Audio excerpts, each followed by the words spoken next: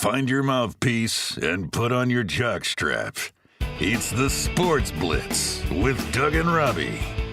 Okay, how long is your show? You guys have such a great setup. Listen, if you're under a rock or if you're in a cave, come on out and listen to our episode. It was fun talking baseball. I love talking Red Sox. I love talking coaching. I don't care because I would rather there not be an MLB season than have to sit and watch the colossal embarrassment.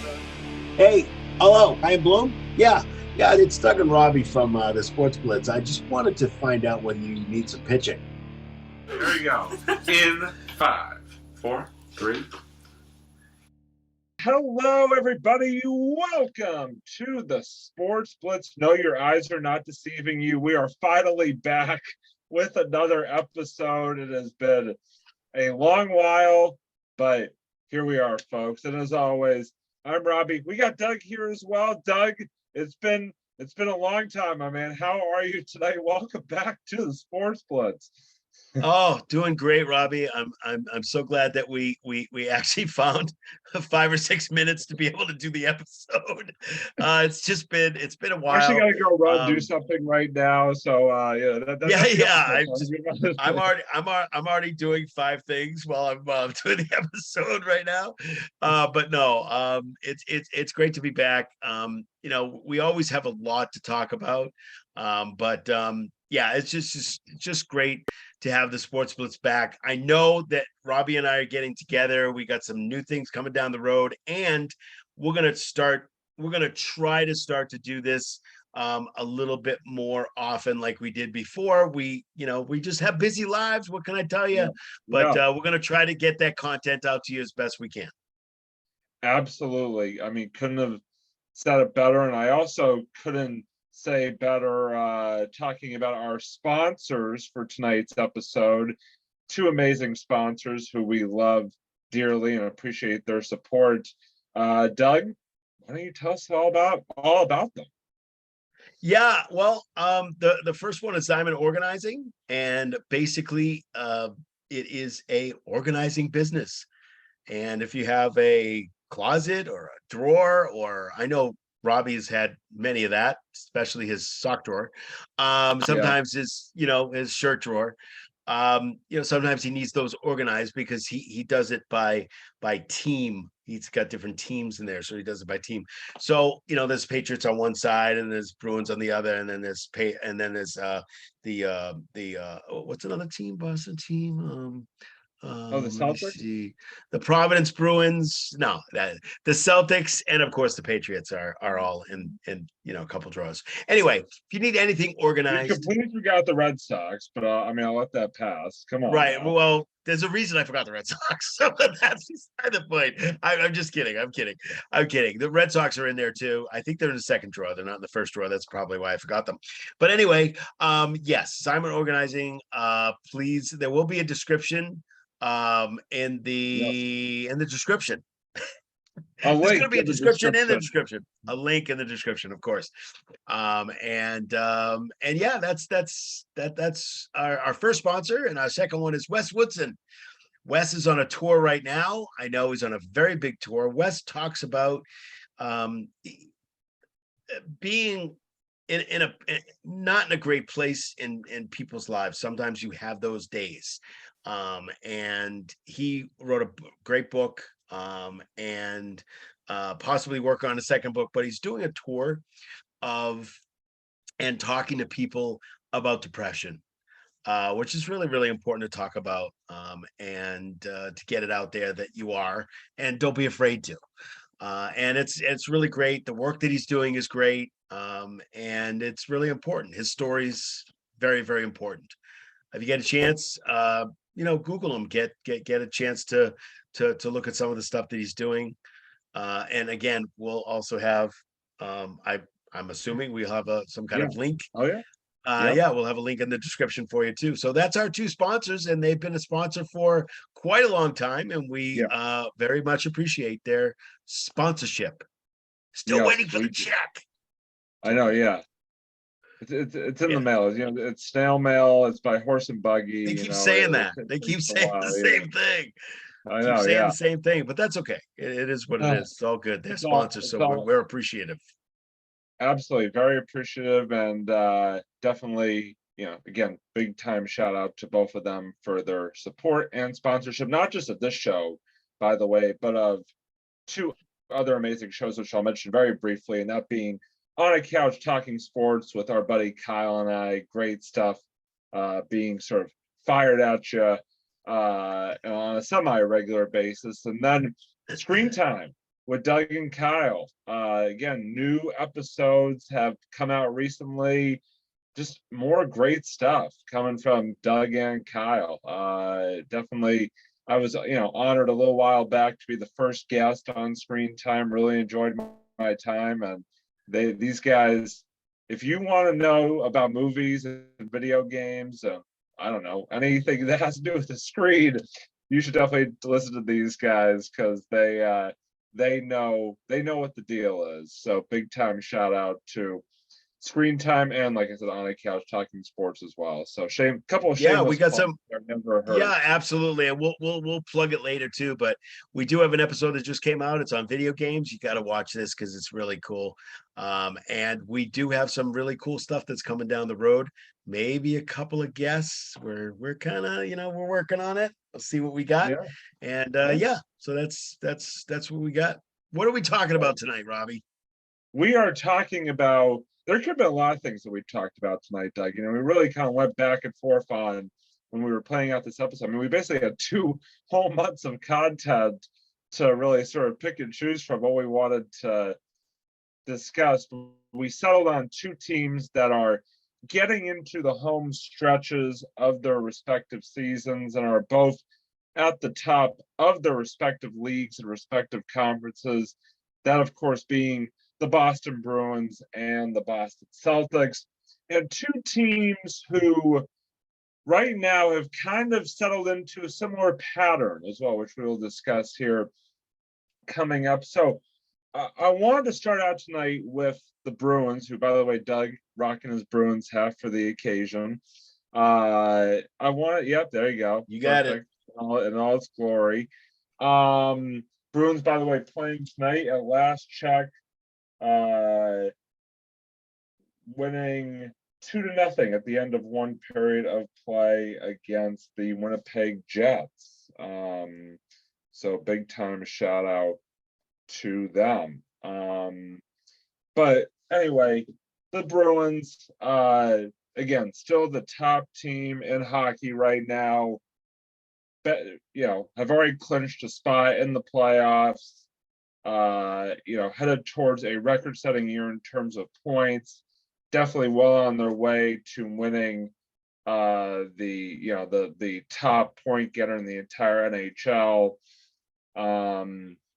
Just lots of good stuff going on. And so I guess, Doug, where I want to sort of start off with, because again, it's been a while since we've been on air. So, I mean, a lot has transpired with the Bruins, some good, some bad, just a lot of stuff. So I guess just from your point of view, sort of take us through as best and succinctly, I guess, as you can, what you've sort of seen from the Bruins recently. Again, it's kind of interesting because, again, we're going to sort of get into the sort of similar, I guess, valleys that both the Bruins and Celtics have been on recently. But just give us sort of an overarching view for you of what you've seen out of the Bruins, really since the turn of the year, because that's kind of right around where we filmed our last episode, it feels like. Yeah, definitely. I think the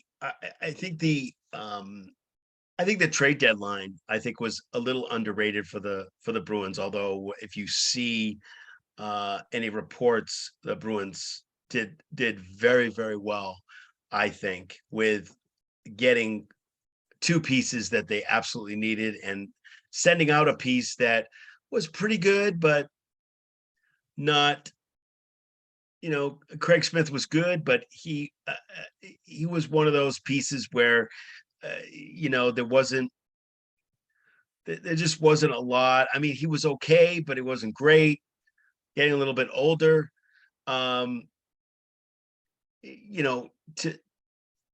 just bringing a real top flight defenseman who I think is, and being able to score a 2-1, actual 2-for-1, and actually have people pay for part of their contracts.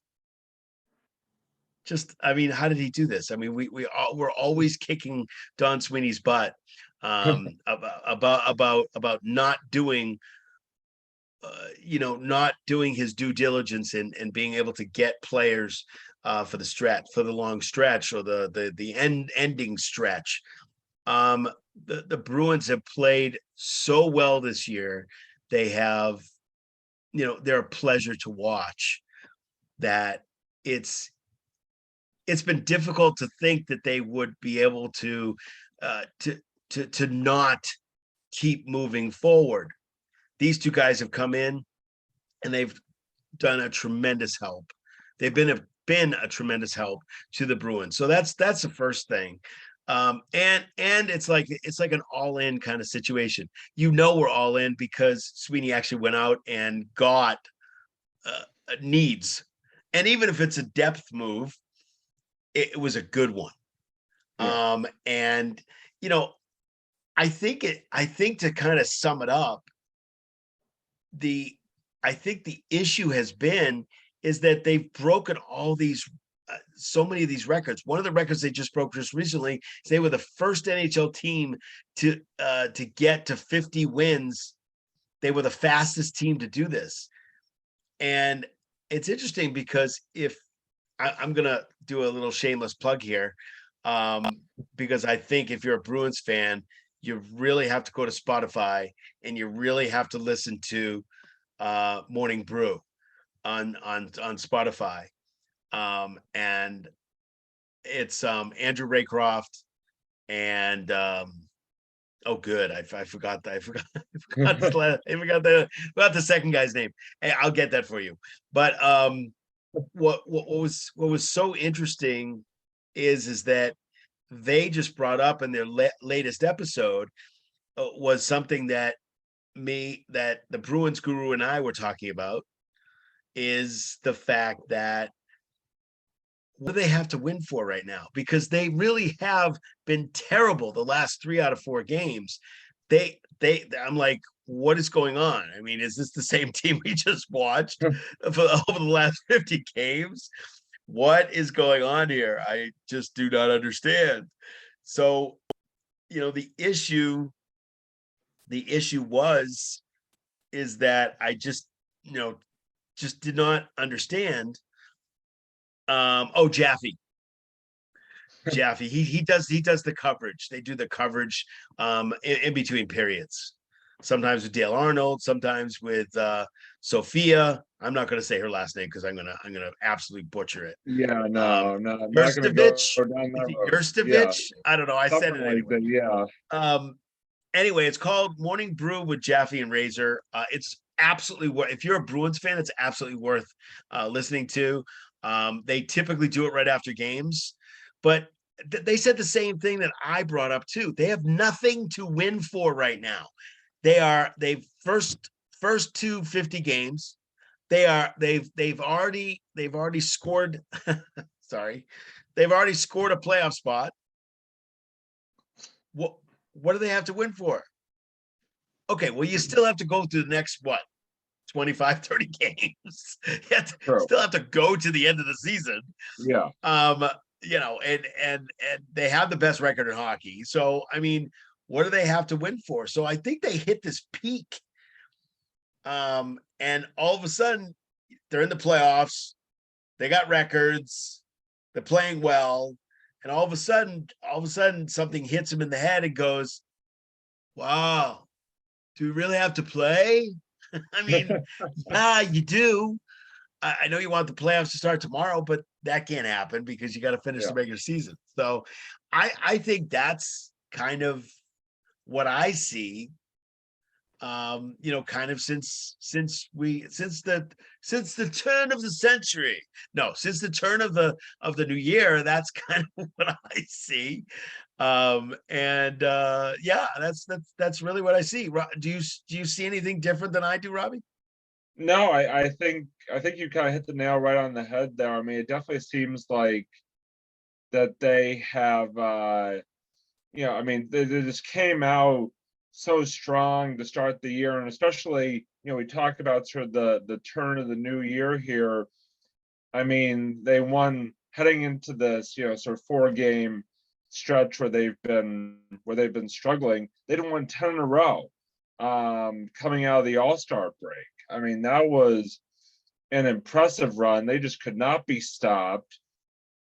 By the way, I do have to, sorry, a little side note here. Doug and I actually had the occasion to go to a Bruins game together, a few weeks back, which just so happened to be the one loss before that 10-game winning streak against the Capitals. Of course. So go figure. Still, really good time was had by all, and we definitely enjoyed. First time for me being at a Bruins game since 2019, so it was really nice to get back and to see the black and gold in person from up where the as Doug likes to put it, up where the gallery gods would sit, back. Oh, we were up there, all right. But hey, Yeah, listen, it doesn't, as far as I'm concerned, that the way the Garden is now, I always prefer to be higher to watch like games because it doesn't matter where you sit, as long as you sit and are able to watch the game. I mean, I consider it to be a treat. It doesn't matter. That's where my mother-in-law, not that particular section, but I'm not sure exactly what section, but that my mother-in-law had season tickets for 20 years, and she sat up there with the gallery gods, and they used to come all the time, and they, that's just what it was. So I consider that to be almost like a rite of passage to be able to do it. I have a feeling that I'm just going to mention, I have a feeling that if we saw the game it was before the trade deadline, and it's kind of interesting that the two players that we got were on actually the other team, yes, from Washington. So if we were to see if it happened before we went, I mean, if it happened before we went, we probably would have seen a better game. Although it wasn't a bad game. It was just, I wish we won. It was 2-1. It was a 2-1 game. It was exciting. It was right down the wire.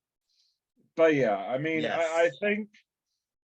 I think going back to, the current state of the team, you hate to say that they kind of bought into their own press or were reading their own press clippings, but it does seem like they kind of just hit a lull, and like I said, it's good to see that tonight. At least so far, through one period, they're on a good track, beating Winnipeg 2-0.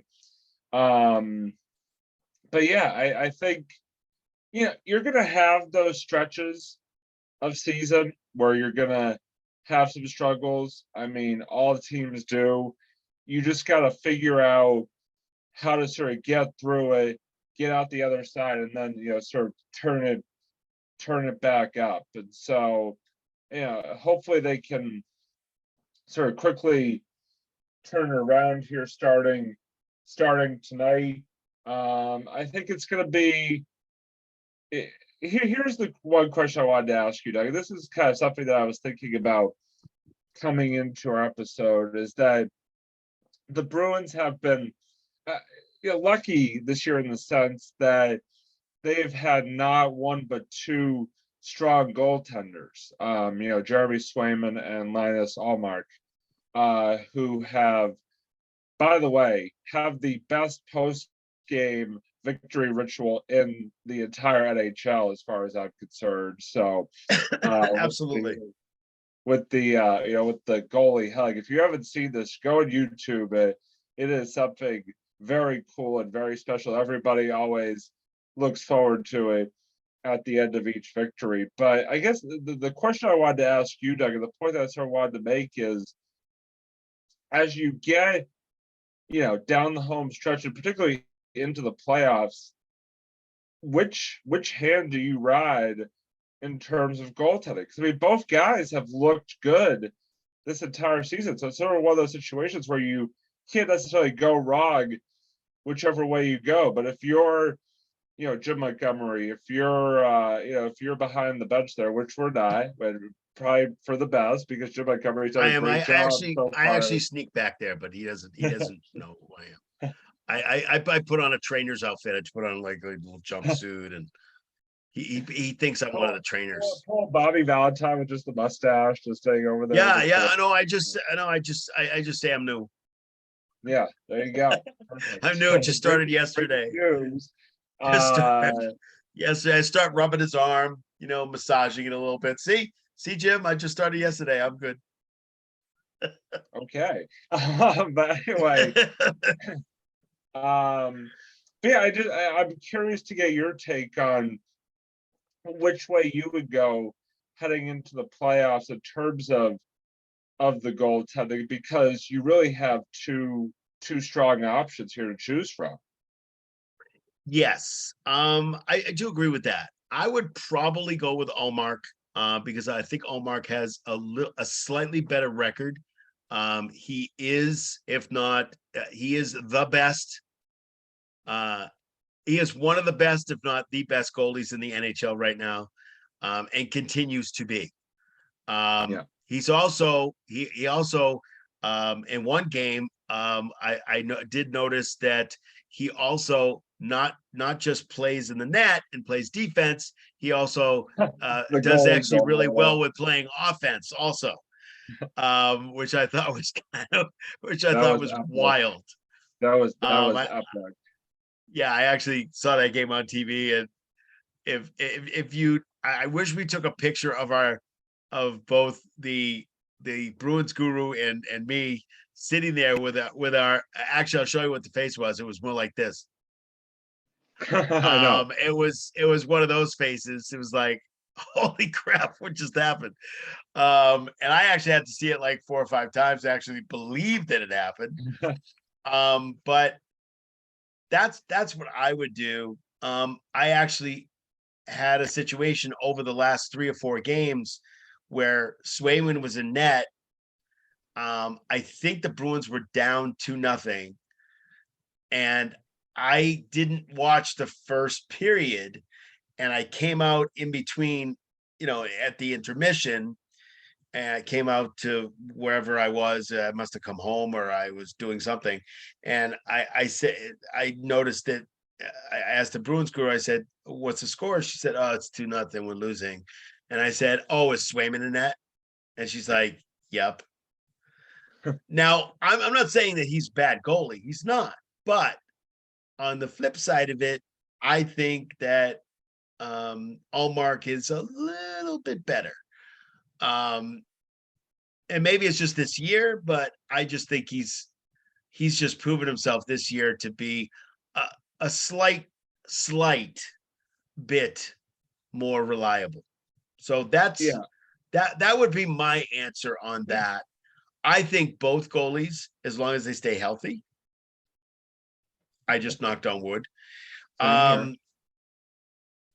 That I think that I think either one of them would do well. But I think that you go with Allmark. Yeah, I agree with you. I think he's definitely been the stronger goalie in that. I mean, and not to take anything away from Swayman, because I think either way you go, it puts you in a good position. But I think if you're going to ride truly the high hand, Allmark, just the performances he continues to put on this season have been Vezina-esque. I mean, you hate to make comparisons, but it does sort of live up to shades of Tim Thomas from that 2011 run. He looks like in that much of a zone between the pipes, and it's great to see. And you just hope that he could keep it up, and that especially in a 7-game series, that he can be that X factor if they need him to be between the pipes. And it's interesting. Speaking of 7-game series in the playoffs, obviously we still got a little ways to go before the playoffs start, but it's never, especially now that they've clinched a playoff berth, Doug, it's never too early to start looking ahead to the playoffs, especially on this show, because that's what we're here to do. So I wanted to know from you, because I have one definite idea in mind about this question, but what I'm curious to hear your take is, when you look at potential Bruins playoff opponents, whether it be out of the East, even if they get that far out of the West for a potential finals berth, or both for that matter, just who are some of the teams that stand out for you that could give this Bruins team a run for their money come playoff time? That's a really great question, and I wish I was more prepared for that question, because I really haven't thought about the. I don't know. I really haven't thought that far ahead, because I'm still kind of continuing with kind of watching the Bruins and seeing where they're going to be seated. So it's, and again, the East is so compact with some of the other teams that it's kind of hard to think about kind of where, I mean, is it the Maple Leafs? Is it the Canes? Is it, it's kind of hard to kind of figure that out, because a lot of those other teams are super like close together. As the Islanders, I mean, they're just super close together. So I'm in that realm of, I think we need a little bit more time to kind of think about that and see kind of where that seating is. I know that. Do you think that there's any chance? I mean, being honest, do you think there's any chance they're not the number 1 seed? That's a great question. I don't think so. I mean, if they get back to their winning ways, I don't think anybody can really. I don't think. Well, we're not talking about the Celtics here, so, but not yet. But I don't think so. I mean, it would be hard for me to believe that, but I mean, I think some of the teams. One team that I could think of is definitely the Rangers, who I think are a really good team, and I think that basically Toronto, Tampa. I'm just going to name teams that I know got a little bit better. Toronto, Tampa. Those 2 teams absolutely got better at the trade deadline. Do they get better than us? I don't know. I don't think so, but it's possible that those games would be difficult. The Canes also, although they just lost one of their first line guys to an ACL. I'm gonna butcher his last name, so I'm not gonna say it. The last 3 letters of his first name. I think it's Kov. Shirikov. I can't remember exactly what his last name is. Yeah. So I think that hurts them, because he's a really good player. So yeah. It just, I think if the Bruins stay healthy, I think they have a good chance of having the best record in the league going into the playoffs. Other than that, I just don't I mean, I kind of named some teams there, but I just don't. I'm not close enough to it to be able to make that call on who's going to be like the toughest team. Yeah. To kind of get into that like realm right now. I know that there's rankings. I get the rankings, but fair. It's fair. That is totally fair enough. I think for me, the one team that sort of, when I look at it, especially looking at results against them this season and just the way they play. And again, I did not necessarily know about this particular team's recent injury issue until you just brought it up.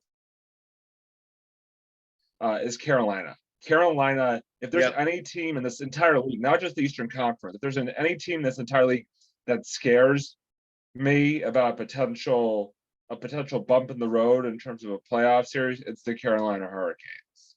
Period. End the story for me. Now, obviously, a 7-game series where you have home ice, could work, definitely works in your favor. But the way that they've played the Bruins this season, just the way that they just play in general, that team just, I don't know what is it about them, but they just scare the bejesus out of me in terms of a playoff series. And I think that they're going to be, I think that out of any team on both sides, East and West, the Hurricanes are going to be the toughest, the toughest test on the road for the Bruins towards a potential Stanley Cup. That's just the way I see it right now. I mean, again, with the injury issue that you just talked about, could that put a dent in that? Absolutely. I mean, there's a lot of factors from now till the end that could change that. But right now, it's like a glowing red light of just, which no pun intended. I know the Hurricanes have red uniforms.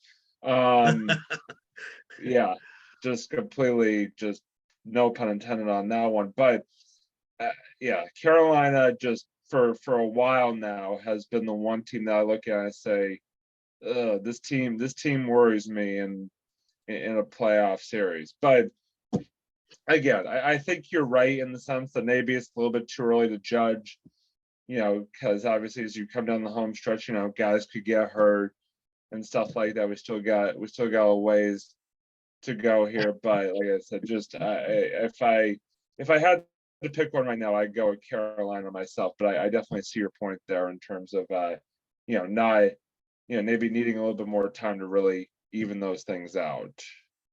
Yeah, this guy, his name is Andrei Svechnikov.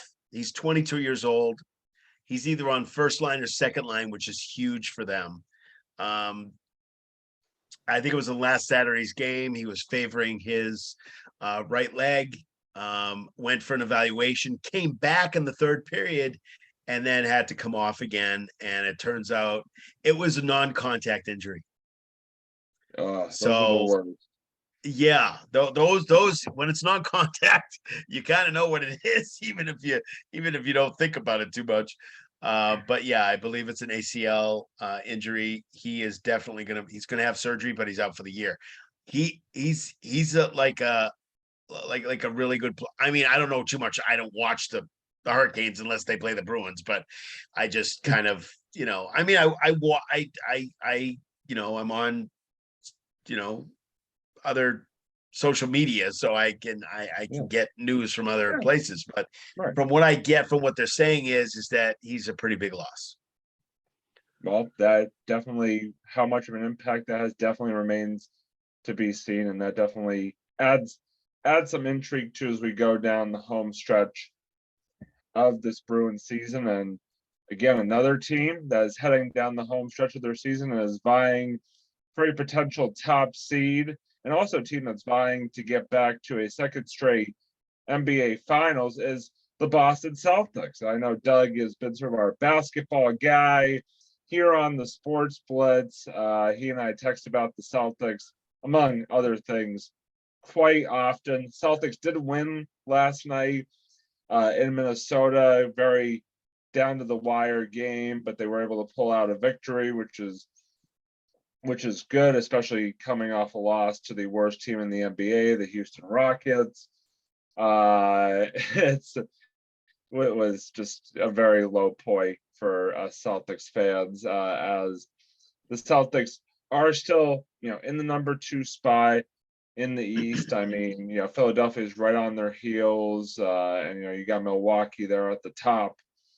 So again, it remains to be seen how that all shakes out. But again, Doug, we talk about a lot of similarities between the Celtics and Bruins. The Celtics who, came out just on fire, new coach, just, the same amount of talent, obviously, from, last year's finals run, and looked unbeatable for a while. They're kind of fallen back to earth recently, the last month or so.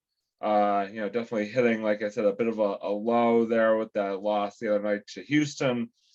But yeah, I mean, you're sort of the basketball guy, so I definitely trust your judgment and opinion here, and so I'll kind of open it up the way I did with the Bruins and ask you, just what have you seen, good, bad, and indifferent, about the current state of the Boston Celtics?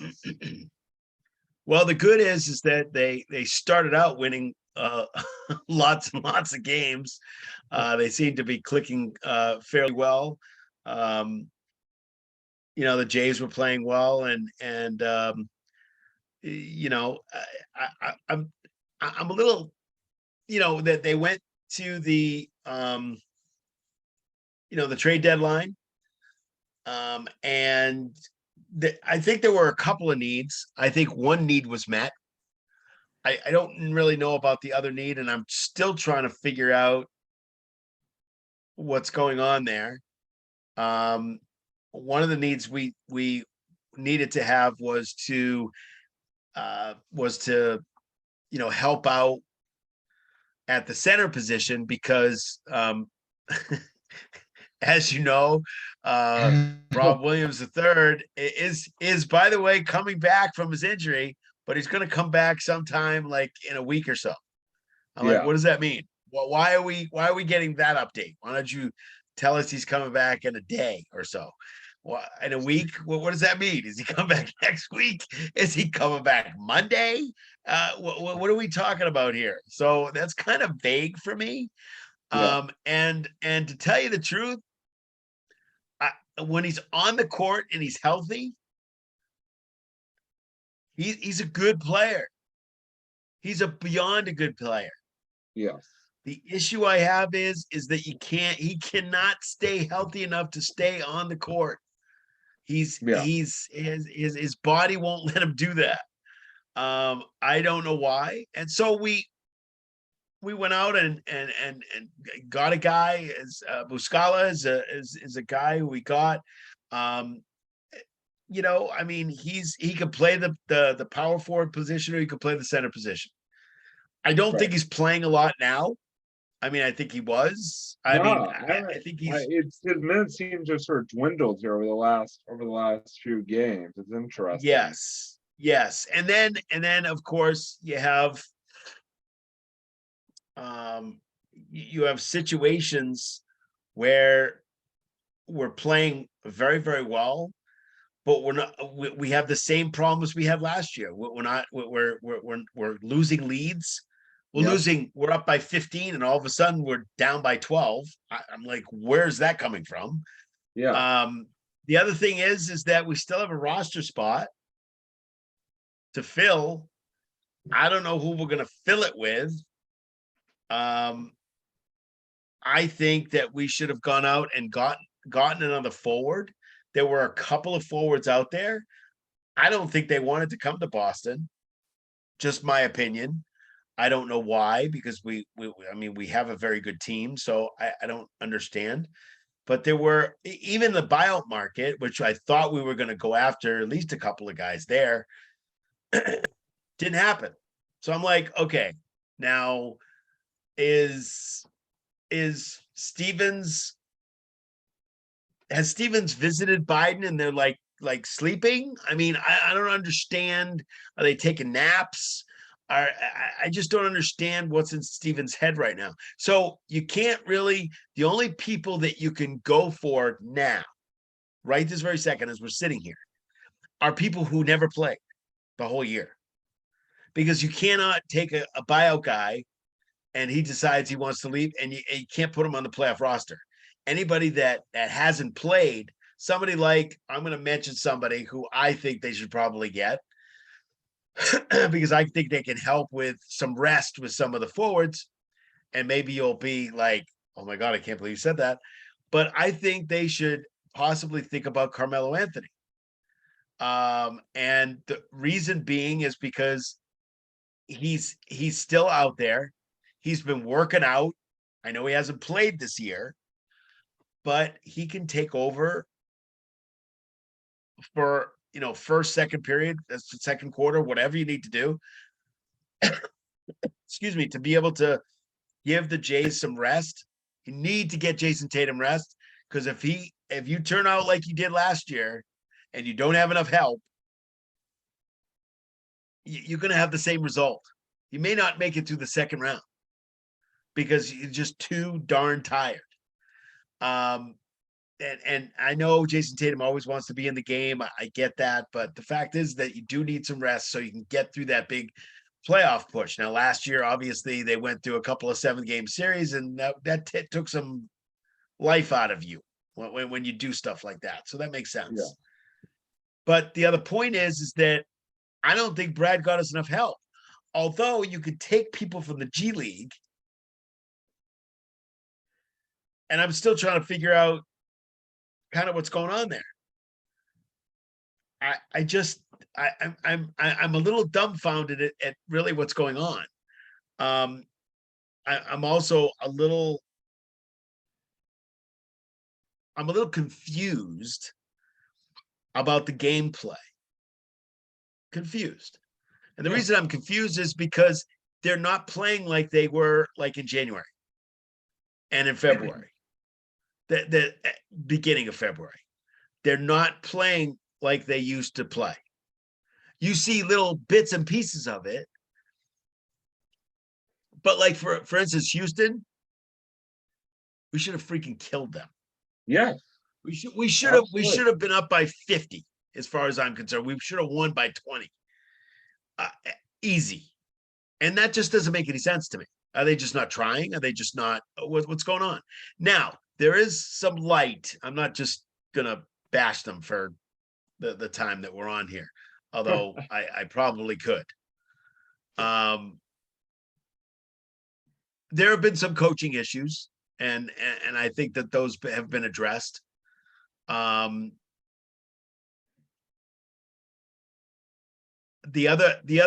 good side of it is that Malcolm Brogdon and Derek White have been unbelievable this year. Yeah. Derek White especially. Yeah. Derek White is like, where did Derek White come from? I mean, is this really Derek White, the Derek White that played for San Antonio? Because for some reason, he's like become Superman or something. It's been incredible. He has been such a wonderful addition to a team who needs somebody like him. So what I'm thinking is that are these the two guys that are going to give the Jays the rest? Maybe, maybe not. Should they have gotten rid of Pritchard to get a forward? Maybe, maybe not. Pritchard hasn't played that much. Well, Pritchard, because Pritchard's hurt. Now yeah, exactly. But of course, now he's hurt. But before he got hurt, he wasn't even playing that much anyway, because you got Derek White, you got Malcolm Brogdon. You have depth on the team, which is great. You need that depth. But I still think that we need to have at least one more guy to kind of get us through the playoffs, to come in and to come in and be able to score some points off the bench and give some good defense. When you're up by 5 or 7 in the third quarter and you need some points or you need some defense. The other thing, I don't understand what they're doing right now. I don't understand it. They were going so well, and all of a sudden, now Milwaukee's hot. Milwaukee's past them, and it just and Milwaukee's playing well. Yeah. I just don't understand it. And I will tell you right now, you tell me being the basketball guy, you tell me, you Red Sox guy, you tell me what is going on with Marcus Smart, because I have no idea what's going on with him. I would rather have, I'm going to tell you right now, in the late third quarter, early fourth quarter, the whole fourth quarter, including the end of the game when you need a shot, I don't want him on the floor. If you need defense, that's fine. But somebody brought up today on sports radio, he's like the who's the my mind is, I got 52 names in my head. Who is the football player who used to pray in the end zone? Remember? If he got a touchdown, he used to pray. I'm gonna have to look it up. I have no idea. Yeah, you'll actually know him when you. Well, I'm sure I will, but I'm blanking on it. He actually, they thought he was going to try out for wide receiver because he was such a bad quarterback. I can't remember his name. He's just like I'm blanking on his name. I don't know why. Anyway, I would rather have Derek White out there. I'd rather have Malcolm Brogdon out there. And both of those players play excellent defense. Derek White has played, and this is my opinion, Derek White has played better defense and played better offense on both sides of the ball. He has played both of those, defense and offense. He's played that better than Marcus Smart this year. It's just my opinion. Marcus Smart is like angry. He's upset. He's throwing guys to the ground. He's getting fined. I don't know what's going on with him. I have no idea. He still jacks up way too many threes. Like he just comes and he down jacks up way too many threes. When him as a point guard should be driving in, bringing the defense to him, and then dumping it off to somebody who's coming in, pick and roll, whatever it is. It's one of those things where he's not playing the point guard where Malcolm Brogdon is, and so is Derek White. They're both playing a really good point guard position. Yeah. Malcolm probably being more of a shooting guard than a point guard, but still he can play both positions. I've seen him bring up the ball. So you asked the question, Robbie, I have no idea what's going on with them right now. I don't know what Brad Stevens has in store. Why is there one roster spot? Are they going to put what? Is he going to grab somebody from the G League? Does he think the team that's constituted now are going to beat the Bucks? Not going to happen. Not going to happen. I'm telling you right now, it's not going to happen. Who do I think is going to win what team, Bruins or Celtics, do I think has a better chance of winning a championship this year? Oh, 100% Bruins. 100%. Bruins 100%. Yeah, absolutely 100%. Absolutely. Because Sweeney went out and he got what he was supposed to get. He had two basic, they were kind of basic, more for depth reasons, but he got them at the right time because you got two players that are out right now. One player in Taylor Hall, who's definitely coming back, most likely sooner than later. And even if, I can't remember. Sorry, it blanks on me. The other guy that's hurt. The guy with the beard, mustache, Foligno. If Foligno doesn't come back, if he doesn't come back till maybe the second round of the playoffs, I'm good with that. We got it covered. Yeah. I just don't think we have enough. We needed one more guy. And I don't know what Brad was thinking. Maybe he stayed up all night during the trade deadline and just fell asleep. And all these guys just, during the buyout market, he just slept for 4 days and all of a sudden there's nothing there. I don't know. I just don't think. I think obviously we'll make the playoffs. I think we'll get through the first round, maybe the second round. I'm just saying, this. I don't think we can. I don't think we're a better team than the Bucks right now. I just don't. They got to prove it better to me. I agree with you. I think you hit the nail right on the head, which is why you're the basketball expert of the show. I think you put it better than I ever could have when it comes to this team. I think they keep doing the same things that I've been harping on for years. They can't rebound. They shoot way too many 3-pointers. I mean, they can't close games. I mean, it's just the same stuff. It's like the definition of insanity is doing the same thing over and over again and expecting a different result. And that is exactly what the Celtics are doing right now. And it is very frustrating to watch because this is a team with sky high expectations that I just feel like can be so much better than what they're showing right now. And who knows, maybe they'll prove us wrong. Hopefully they'll prove us all wrong and turn around and go on this great playoff run again and make the finals, and maybe even win the finals this time. But you're right. Right now, I don't see it.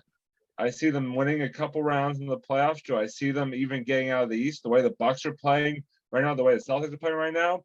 Especially if the Bucks are the higher seed, I just don't see you winning a 7-game series when Milwaukee has home court advantage. I think if you're going to beat Milwaukee, you need to have home court, and right now you're a bit behind the 8 ball on that as we sit here tonight.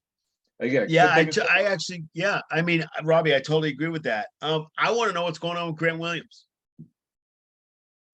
Where is Grant Williams? He shows up like once every 2 games and does something. Other than that, he pretty much is just in the background. Well, the coach also benched him. I will tell you this much right now, Robbie. I haven't been. There's a rumor out there that they actually threw him a contract and he turned it down. This guy wants $20 million. Good luck. The way he's played, and I get it. People out there, who's going to guard this guy and who's going to guard that guy, and I mean, who's going to guard Giannis? Who's going to guard Embiid? He may be able to guard these guys, but he can't do anything else. He shoots a 3 every once in a while. He cannot do anything else.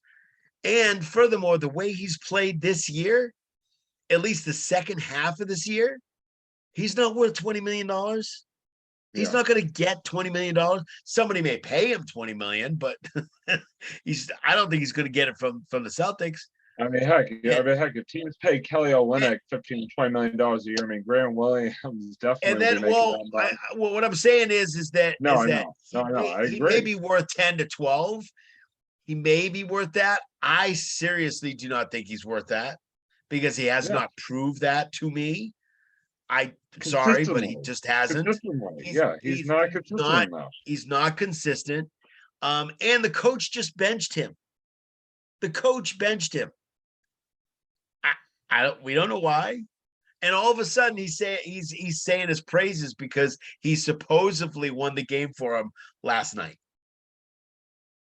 Okay. All right. So I don't understand. This is why I don't understand what's going on, Robbie, because they're saying one thing and then the action doesn't support what they're saying. Do I think the Celtics are a really good team? Yes. Do I think that, and I think they're still in the power rankings, they're still up there with winning a championship. They are. Do I think they can win a championship? Yes. Do I think that they can win a championship with the way they are constituted now, this very second? Maybe. I don't, the way they're playing recently, no. Absolutely not. Yeah. The other thing I want to bring up, Robbie, is you got to pay Jaylen Brown. You got to pay that man. Yeah. You have to keep the Jays on the team, and if you have to get rid of every fucking person except for Al Horford on the freaking team, you keep as far as I'm concerned, you keep the Jays, you keep well, Horford's in for another 2, right? Or another 1. Is it 2 or 1? It's at I least think 1.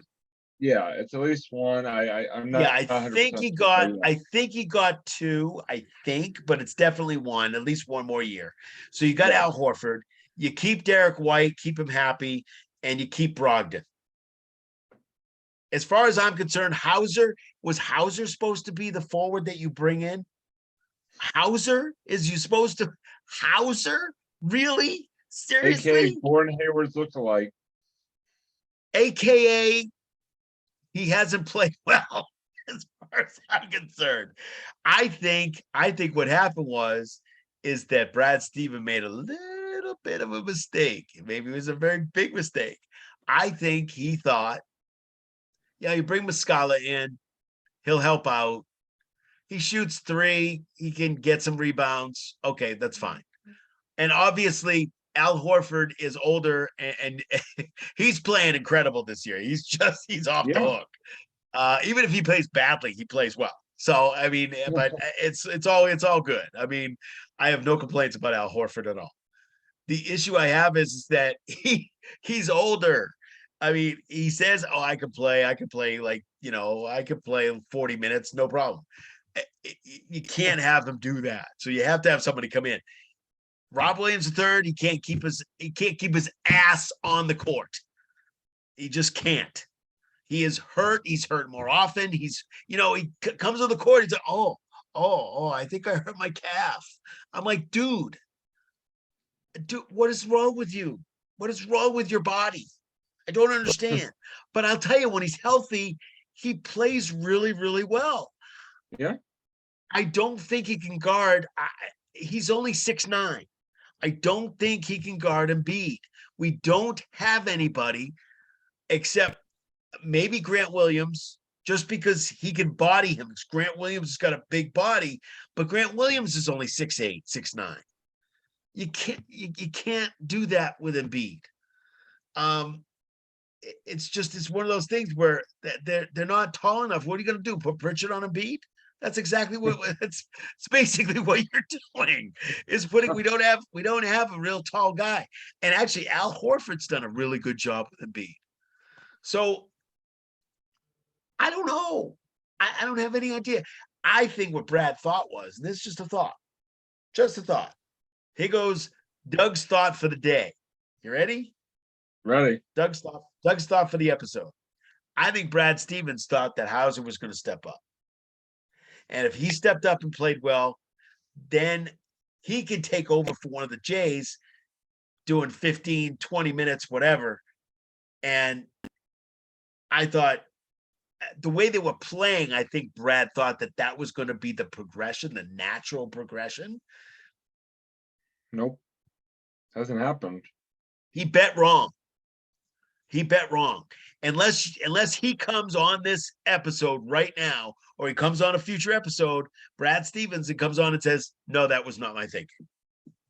Because I don't know, and maybe Brogdon and White can pick up the slack, which, by the way, they have. Yeah. They picked up the slack, but they can't do it all. They have been, but they can't. They just can't do it all. They need help. I think Brad Stevens made a big mistake in not picking up that last roster spot. Now, is he going to do it? Does he really think that this team can beat the Bucks in a 7-game series now? I want to say yes because of how they've played. I want to say yes because of Brown and Tatum. I can't do it. Yeah, no, I can't do it. I'm in total agreement with you. It's just like the Bucks picking up Crowder. That was a great pickup because Crowder can take up some of the minutes. Crowder's a big dude. He can take up some of the minutes. He's not a bad shot and he plays pretty good defense. Great pickup by the Bucks. Yes.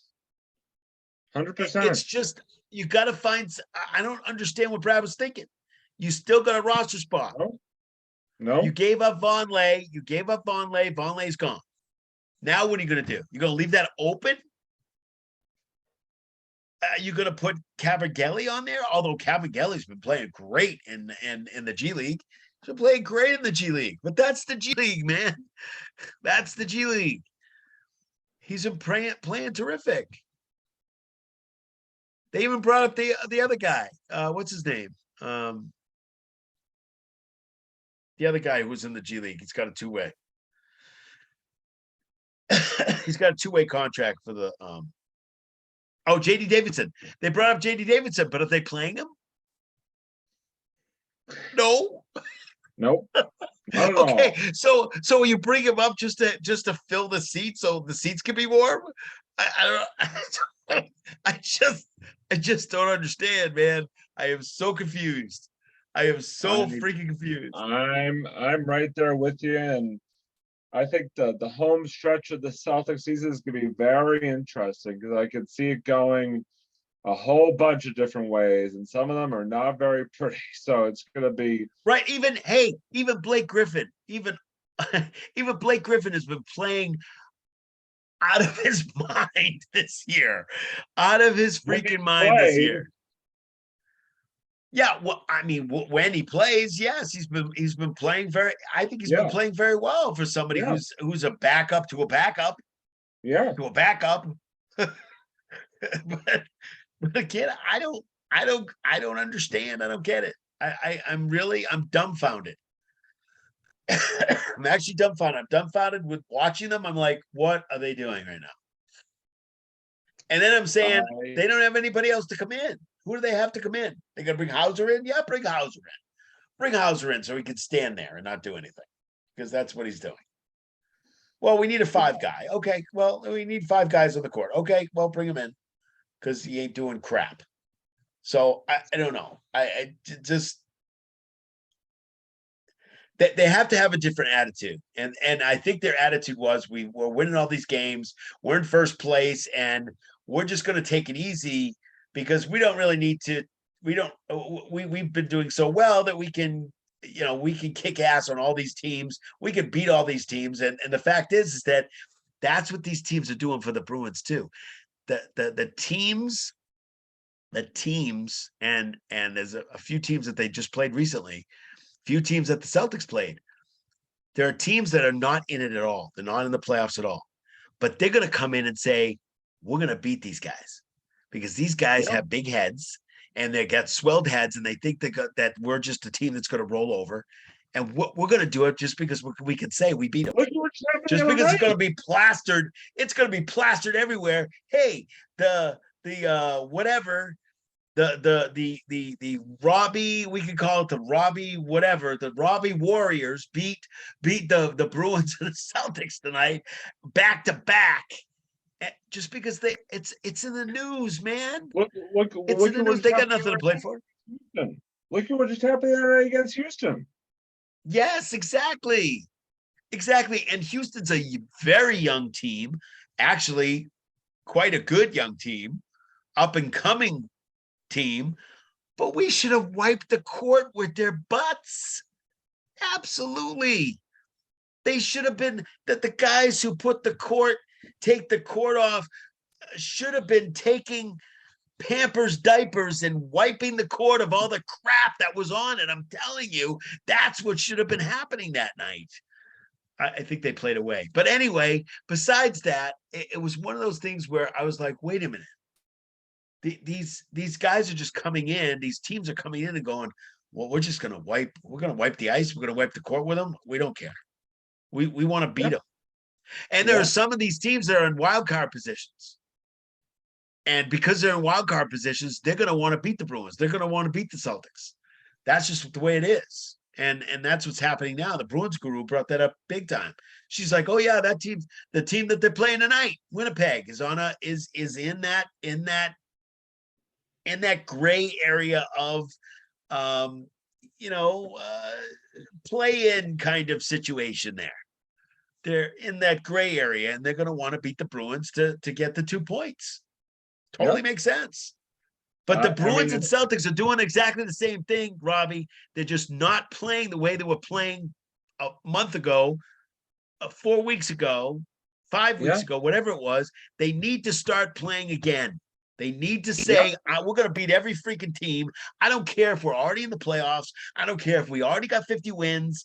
I don't care if they're wiping the court with diapers or wiping the ice with something totally different. I don't care. We need to beat every single team. We take one game at a time. Thank you, Bill. We take one team at a time. Do your job. I'm not doing anything. I'm thinking about Cincinnati. Okay, so one team at a time and beat one team at a time. Don't think about playoffs now. Don't think about this now. Don't think about anything but beating that team. That's it. That's what they got to do. And Brad Stevens has got to do something because people are just gonna. I don't know. I just don't. The way they're. I think they still need one guy. I think they still need a forward, and I'm not sure who the hell's out there. I mean, go grab. Well, he's a point guard, but go grab. What's his name? Isaiah Thomas. Yeah, go grab Isaiah Thomas. He's playing in the China League. I don't care what you do. He hasn't played here. But do you think the crowd will go nuts if they saw Isaiah Thomas coming off the bench when we're down by 4? Yeah. Oh, hell yes. Yes. Do I think that if you give Isaiah Thomas the ball at the 3-point line, that he could get us to 1 point? Absolutely. Yeah, I do. So I'm just saying Hauser can't do that. Hauser is not capable of doing that right now. And I think they're putting too much stock in some of the younger players. Pritchard's hurt. I don't think Pritchard's really hurt. I think he just wants off the team. I think he loves the team. I think he just wants to play more. And I think he's pretty much gone after this year. But what I'm saying is that I think he just wants a bigger role. And he's thinking, I think I pulled my hamstring. Kind of faking that injury so he doesn't have to play for like 5 or 6 games. See, I told you I'm worth it. See, I told you me going in. It's, this is all, it's really frustrating. It is. And by the way, I'm going to be laughing about it, but it's frustrating. I'm going to take this clip of the last like 5 to 10 minutes and just send it to the Bruins and Celtics so they can play in the locker room. So they can give the people their freaking motivation. Because that was just awesome. Just classic Doug rant time. I'm just listening. I feel like I'm watching like a YouTube video of just like a guy going off and just going off and just trying to motivate, baby. Try to motivate. That's right. Doug Simon, motivational speaker. He'll come to your team's locker room. I would love to do that.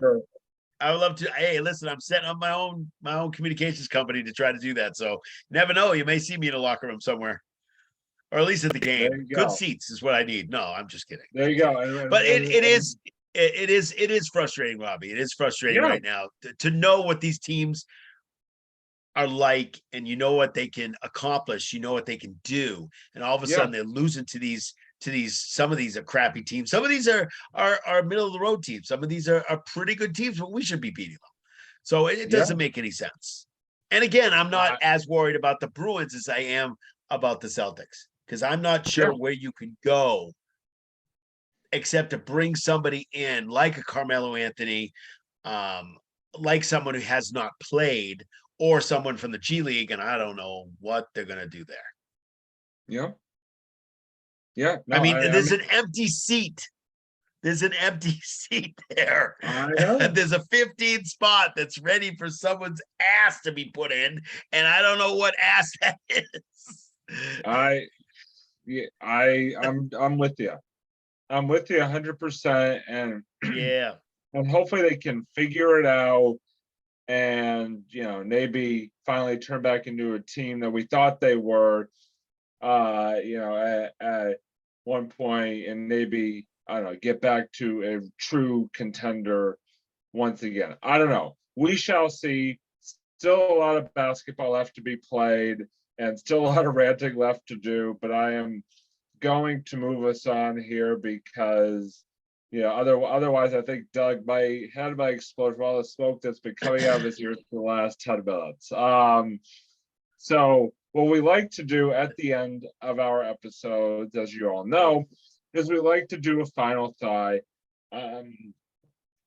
So, that's what we do on these episodes. I'm very curious after what I just listened to hear what Doug's final thought is for this evening. So I'm going to now turn over to him and say, Doug, the floor is yours, my friend. What is your final thought for tonight's episode? That's a really great question. Elmer Fudd checking. That's a really great question.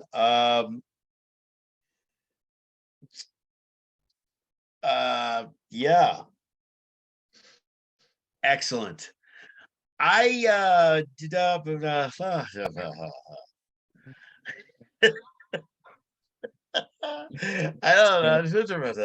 Well, I was gonna bring up that I was gonna actually bring up the Oscars, but it has nothing to do with sports. Is that Do whatever you Emerson? want. I mean, it's your final thought. You can bring it anywhere you the two want. Emerson college graduates, who are friends who decided to put together this really supposedly this fantastic movie, which by the way I haven't seen yet. It's from 2022. It is called Everything Everywhere All at Once. I would suggest that you go and see it. Actually, it's on a streamer. It's on a streamer. You can watch it. I believe it's if it's not on a streamer, it is, where is it? It is on Prime Video, it's on Hulu and Showtime. I think I taped it off of Showtime, but still, it's really interesting. It's crazy. They went into the Oscars and absolutely, I mean, they just killed it. Absolutely killed it at the Oscars, which was really great. Emerson being my alma mater, not necessarily a sports college at all, really. But Robbie could probably tell you more about that than I can. But it is what it is. The other thing I wanted to discuss, and I'm really happy for them. So congratulations to hold the phone. They call them the two Daniels. They call them Daniel and Daniel because it's Daniel Kwan and Daniel Scheinert. They were they did the screenplay and they were the directors, which is really great. They also won Golden Globes. I think it was in February they won Golden Globes. Also, so they've been doing great. Just the alma maters kicking butt. I love that. That's great. The other thing I want to do is for the first time in a long time, and I really don't know why this is, and Robbie and I will probably have more discussions on this. We may even do a show about it, but I'm not sure yet, is that March Madness, right? It's going on, not going on. Trying to hijack my final thought. No, I'm just kidding. Go ahead. No, I'm not trying to hijack because we didn't discuss what our final thoughts were. So I have no idea what you're going to talk about. I joke. All I was going to say, Robbie, I wasn't going to talk about anything specific. All I was going to say is that I'm actually, for the first time in a long time, I'm actually excited to see what this is, what March Madness is going to be all about this year. That's all I really wanted to say. Yeah. I'm excited to see the teams. I'm excited to say, I know it's like, I'm just excited about it right now. And I typically, I used to be really excited about it just to watch the prospects because you knew who the prospects were out there. I watched, Marcus Camby on UMass. That was a long time ago. So hope I'm not dating myself too much, but in the mid 90s, I was watching Marcus Camby. Was Calipari the coach at that time? John Calipari. Yeah. So John Calipari was the coach, and they were just killing it everywhere. I love March Madness. I think it's really cool. I especially like when Brad Stevens is a part of Butler, and Butler actually goes. 2 years in a row. I love the underdog, man. I love the underdog. Yeah. I love seeing the underdogs win over the big, huge Dookie schools in the North Carolinas. I love that. Louisville's, love that. So I actually just watched a Bob Knight special too. It's all about Bob Knight. just crazy. Yes. 30 for 30 on ESPN. If you can ever catch that or catch any of the 30 for 30s on ESPN, they're really cool documentary sports stuff. Anyway, that's my final thought for this episode. Robbie, I'm going to throw it over to you for your final thoughts for this episode of the Sports Blitz. Yes, well, thank you, Doug. And I've got two final thoughts. Number one, to sort of piggyback off of Doug's final thought there. March Madness. This is one of the reasons why this is my favorite time of year.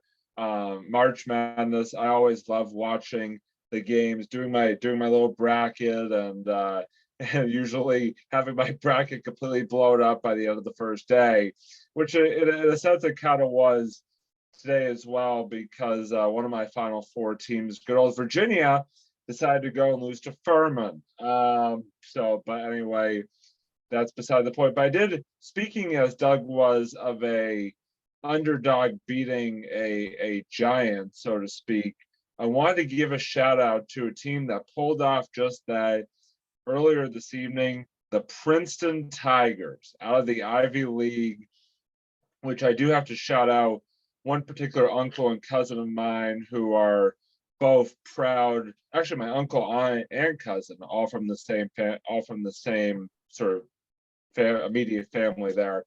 Lineage, yes. All proud Princeton Tigers grads, and the Princeton Tigers, the 15 seed in their regional, and they knocked off the Arizona Wildcats, the number 2 seed, earlier tonight, 59-55. A big upset, probably the biggest upset so far of the tournament. So I wanted to send out a big congratulations to the Tigers on that feat and wish them best of luck in the next round. I'm now kind of jumping on the Princeton Tigers bandwagon just to see how far they can take this, which probably will be another round or so. But who knows in this day and age and in this tournament. But obviously, a quick national championship pick for me. I picked the Kansas Jayhawks to win it all. They actually won their first game earlier today in convincing fashion. So hoping that maybe they can make me look at least a little bit smart as we go along here. We shall see. My second final thought, and another reason why I am enjoying this time of year, this particular year, is the World Baseball Classic. I know part of the reason I'm doing this is just to see Doug's reaction to me talking about this, given a text conversation that we had earlier today, because this is one of the few times. This is one of the few times that Doug and I, right off the bat, will have to agree to disagree, because I love the World Baseball Classic. I am loving watching it. I am loving every single minute of it. The excitement. I was watching Puerto Rico, the Dominican Republic. You thought you were watching Red Sox Yankees watching that game last night. It was freaking awesome. USA. It might actually be better than Red Sox Yankees. Yeah, right now. True. USA baseball making it through to the quarterfinal round. They will take on Venezuela on Saturday in the quarterfinals. Big shout out to them, some old friends there. Mookie Betts, Mike Trout. Definitely some big names on that USA roster. So wishing them nothing but the best. Obviously, some tough news out of the World Baseball. Why don't I like the World Baseball, World Basketball, World Ice Hockey? Puerto Rico / New York Mets closer Edwin Diaz did suffer an Achilles injury, celebrating his team's victory against the Dominican Republic last night. Definitely setting off a lot of heartburn among Mets Nation. Definitely a tough thing. Probably might want to lay off the jumping next time. I don't know. But that just doesn't take away the fact that I personally have been loving the World Baseball Classic and can't wait to see who takes home the title. Maybe it'll be the USA, probably not, but whoever it is, like I said, all the years that it's been going on, I've always enjoyed watching it, and I will proudly admit that as the baseball guru of the show, so it should be no surprise. Given how Doug and I differ sometimes on the sport baseball. No, I think, hey, listen, We're I just think it's trying great to too. solve I don't that. have a problem with it, Robbie. I really don't. The issue I have is that the possibility, and it's happened. I don't like the World Basketball League either. I know that these guys like to go back and play for their countries. I totally understand. I totally get it. But what just happened to Danilo Gallinari when he just signed a contract and he could be that 15th guy? I don't understand. And it's possible he might be the 15th guy. Who knows? I don't know. All I'm saying is that I think it's great to see, but the possibility of injury is always there. And I get a little nervous about that because didn't it say that Diaz is going to be out 6 to 8 months now? Oh, he's gonna be out. I mean, for If not a long for the while. rest of the year. Yeah, I mean, those Achilles injuries are no small thing. I mean, Yeah. he definitely have put the Mets in a Worse tough than the situation ACL, actually. because I mean the way he looked last year, as closer for that team was nothing short of impressive. And also, I just enjoyed, from an entertainment point of view, watching him, come out to the trumpet song, as I like to call it. Definitely a cool moment anytime he would enter a game. But unfortunately, these things do happen sometimes, and obviously we wish him well in his recovery. But like I said, it does not take away from the fact that I have very much enjoyed this edition of the World Baseball Classic, and like I said, I'm looking forward to seeing who takes home the title, and if the U.S. can win at least one single elimination game. We shall see. But anyway, that is going to close out tonight's episode of the Sports Blitz. Listen, folks, please, please, please drop us a comment, drop us a like, subscribe, ring the bell, tell your friends. We want to hear from you. If you have a thought about something we talked about, if you have a thought about the show or what you'd like to see on the show or about us, we would, about Doug's hat, I don't know, about anything. My hat. we would love to hear from you guys. We always, enjoy the fan interaction, and we don't get enough of it. So please drop us a comment. Like I said, like, subscribe, ring the bell. If you'd like to follow us on platforms other than here on YouTube, you can follow us on Twitter. You can follow us on Facebook. You can follow us to the moon. I don't know. Wherever you get your kicks, you can find us in some form or another. As always, big shout out one more time to our sponsors, Diamond Organizing and Wes Woodson. Big time appreciation to them for all their support for not just this show, but Screen Time with Doug and Kyle, On a Couch Talking Sports with Kyle and I. Please give a watch to both those shows as well, folks. Great content coming out of our YouTube trifecta here, and a lot more great content to come. We are going to be trying some new things, some big things, and we can't wait to share it with all of you in the coming months, years, however long we decide to keep the Decades, ship sailing. Decades, whatever, centuries. But yes, all of it. But it's been a great time, Doug, as always, filming tonight's episode. Glad to be back in the saddle after a couple of months there. We're definitely going to be trying to get back to doing this more regularly, and we are very much looking forward to it. So until the next time you see us here on the Sports Blitz, that is Doug down there, up there. I don't know, wherever Doug is. Hello, I'm right here. Hello, Doug. Anyway, have that's fun Doug. storming the castle. That's Doug. I'm Robbie. And this has been another edition of the Sports Blitz. So thanks for joining us, and we will see you guys next time. Later.